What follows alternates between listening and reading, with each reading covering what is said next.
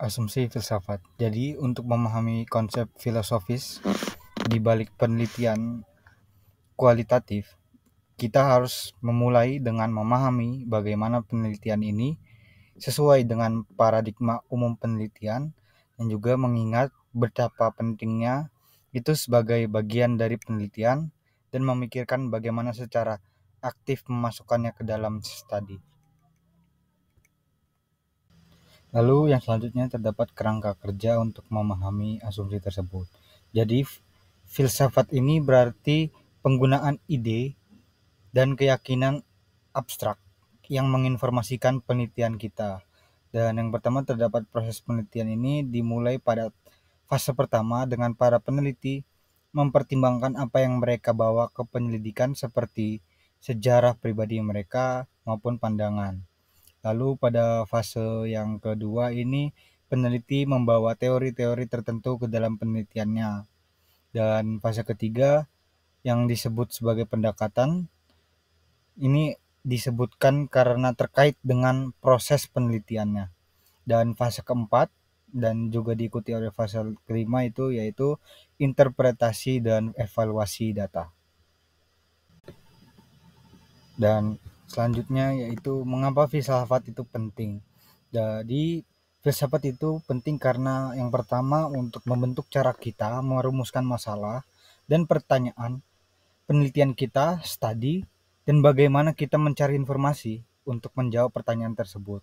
Lalu yang kedua terdapat asumsi-asumsi ini berakar kuat dalam pelatihan dan diperkuat oleh komunitas ilmiah tempat mereka bekerja. Dan juga yang terakhir, tidak diragukan lagi, para pengulas ini membuat asumsi filosofisnya dengan tentang pelajarinya saat mereka mengevaluasinya. 4 asumsi filsafat. Yang pertama yaitu ontologis. Jadi ontologis ini peneliti melaporkan perspektif yang berbeda seiring berkembangnya tema dalam temuannya. Lalu yang kedua terdapat epistemologis. Jadi peneliti ini mengandalkan kutipan sebagai bukti dari partisipan, berkolaborasi, menghabiskan waktu di lapangan dengan partisipan dan menjadi orang dalam. Lalu yang ketiga yaitu aksiologis.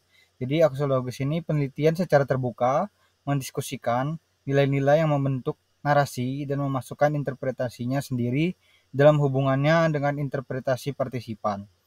Lalu yang keempat yaitu metodologis. Jadi metodologis ini peneliti bekerja dengan hal khusus atau detail sebelum melakukan generalisasi, menjelaskan secara rinci konteks penelitian, dan terus-menerus merevisi pertanyaan dari pengalamannya di lapangan. Baik, yang selanjutnya menulis asumsi filosofis ke dalam studi kualitatif.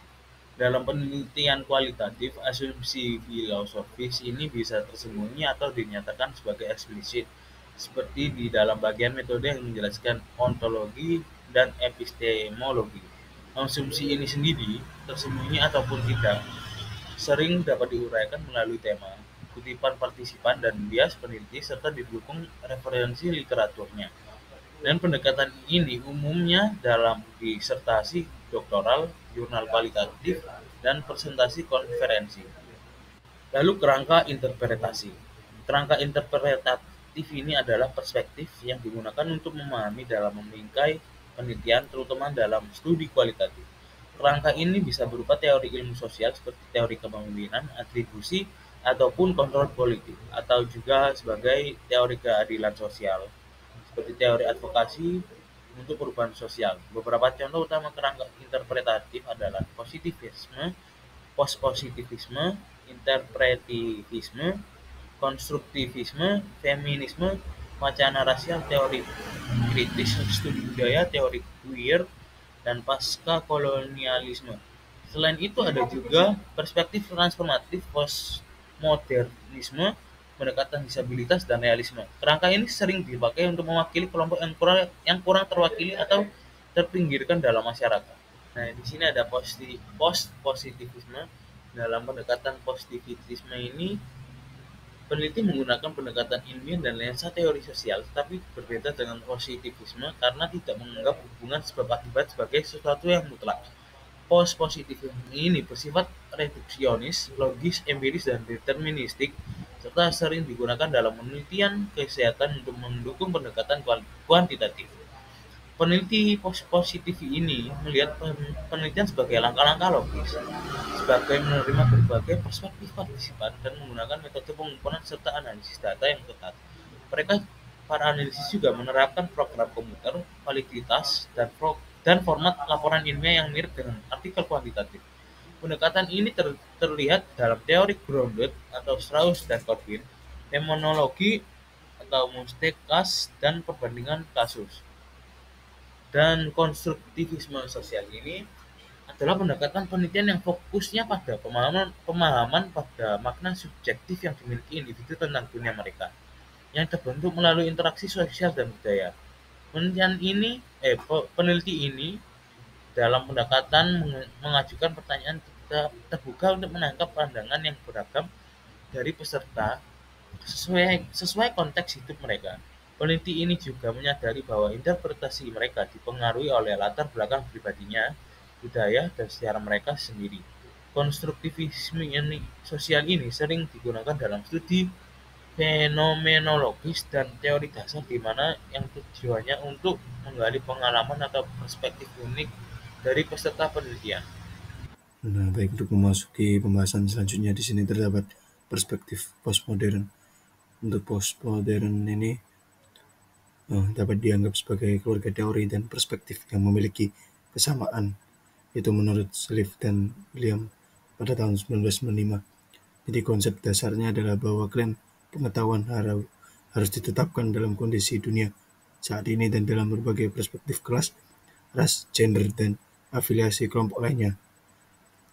Selanjutnya terdapat pragmatisme. Pragmatisme berfokus pada hasil dan konsekuensi penelitian, bukan kondisi awal.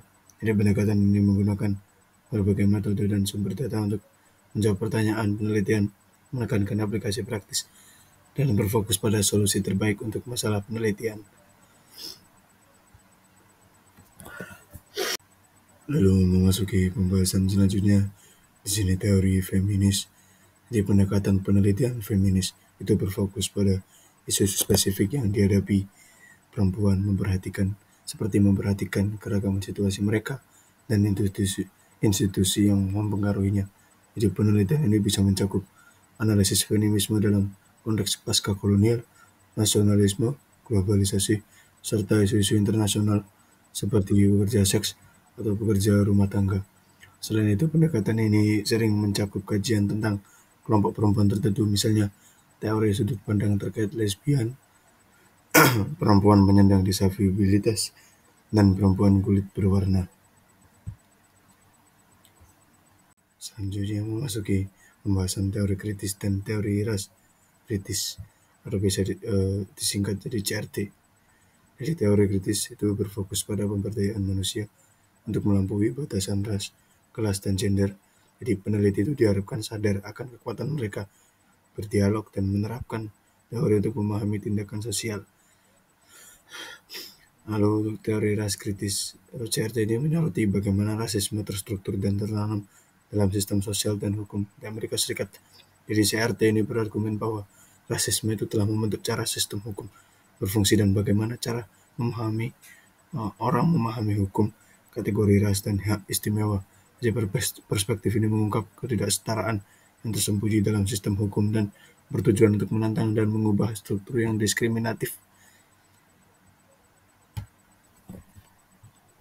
Teori queer yaitu ditandai oleh berbagai metode dan strategi yang berkaitan dengan identitas individu menurut Plummer dan Watt pada tahun 2011 dan juga Watson 2005.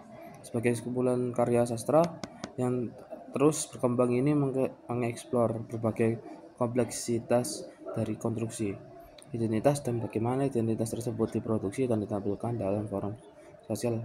Dan juga penulisan juga menggunakan orientasi postmodern atau poststruktural untuk mengkritik dan mendekonstruksi teori-teori dominan yang terkait dengan identitas menurut Plummer 2011A dan 2011B, Watson pada tahun 2005.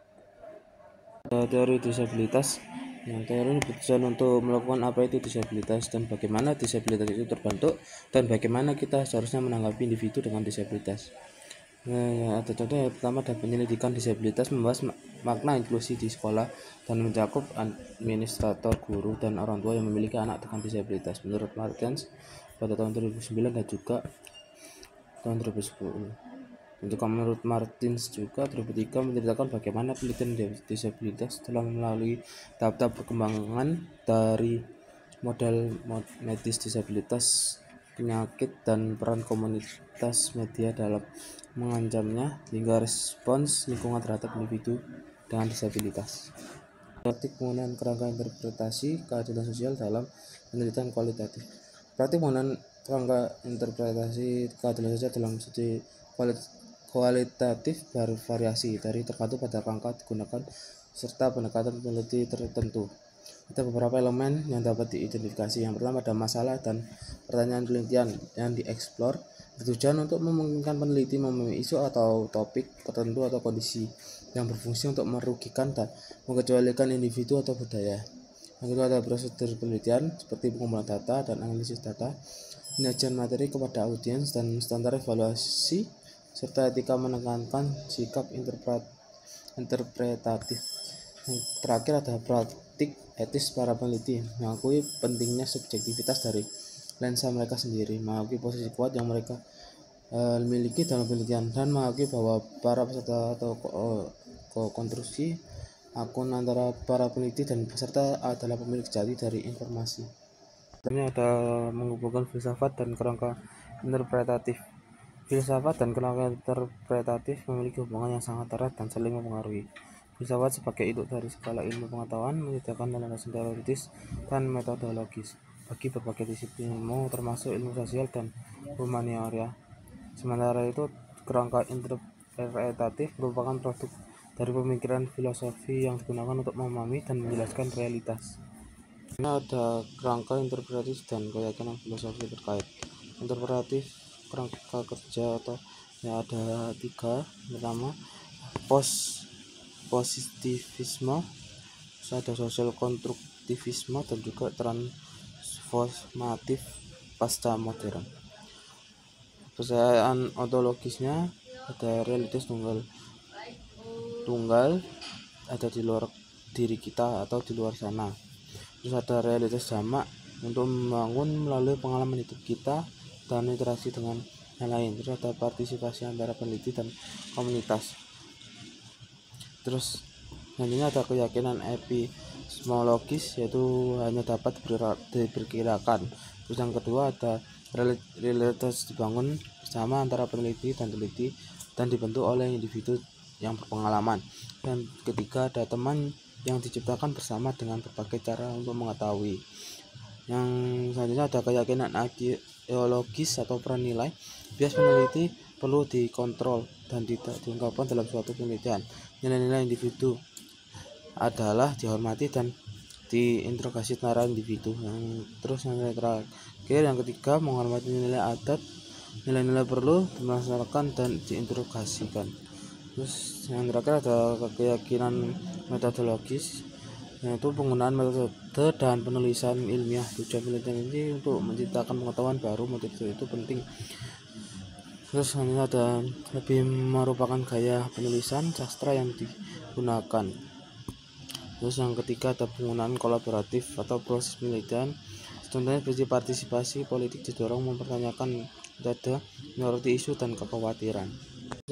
Pragmatisme untuk sifat realitasnya itu sesuatu yang berguna atau bersifat praktis dan atau karya. Terus untuk keyakinan epistemologisnya, yaitu realitas diketahui melalui penggunaan berbagai alat penelitian yang mencerminkan baik deduktif ataupun induktif. Yang ketiga untuk keyakinan aksiologisnya, nilai-nilai dibahas karena cara pengetahuan dan juga pandangan peserta. Yang terakhir ada metodologis, proses penelitian melibatkan baik kuantitatif maupun pendekatan kualitatif untuk pengumpulan data dan analisis data. Terus selanjutnya ada kritis ras, feminis, queer, disabilitas. yaitu religius ini didasarkan pada kekuatan dan identifikasi perjuangan atau hak istimewa penindasan berdasarkan ras atau etnis, kelas atau gender, mental, kemampuan seksual dan juga preferensi.